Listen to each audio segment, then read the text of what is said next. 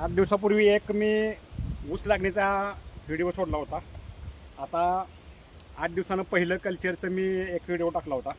ते culture number असं 8 दिवसाचं ढवळून झालेलं आहे बघा. हे आता मी बॅरलमध्ये केलेलं आहे बघा. हे तुम्हाला दिसतंय बघा. हे दुसरी गोष्ट अशी आहे की हे जे आहे त्या कॅनमध्ये हे 20 लिटरचा कॅन आहे, 10 लिटरचा कॅन आहे. ह्याच्यामध्ये मी 10 लिटर हे कॉम्बी पॅक म्हणजे चिलेशियन कल्चर पासून ते बनवलेलं आहे. म्हणजे दयालचं जे तुम्ही कॉम्बी पॅकचं झिंक, कॅल्शियम, बोरॉन, मॅग्नेशियम, बेनेशियम सगळं असतं त्यात कॉम्बी पॅकमध्ये. त्याच्यापासून मी 250 लिटर घरात बनवून ठेवलेलं आहे बॅरलमधून. आता हे 10 लिटरचं औषध आणलेलं आहे.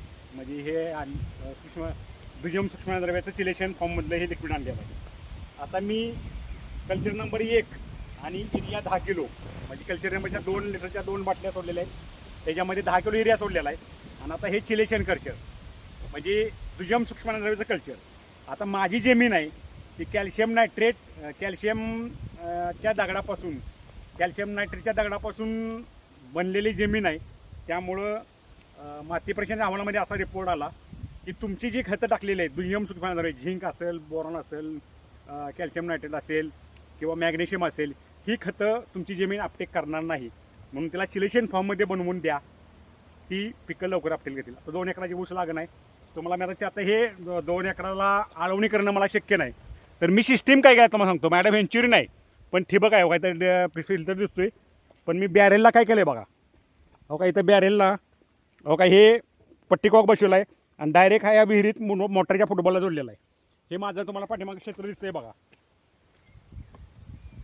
हे मी सोडणार आहे आता बघा. पट्टी कॉक मी चालू करतोय आता. इथं बॅरेलमधलं औषध कमी व्हायला सुरुवात होईल बघा.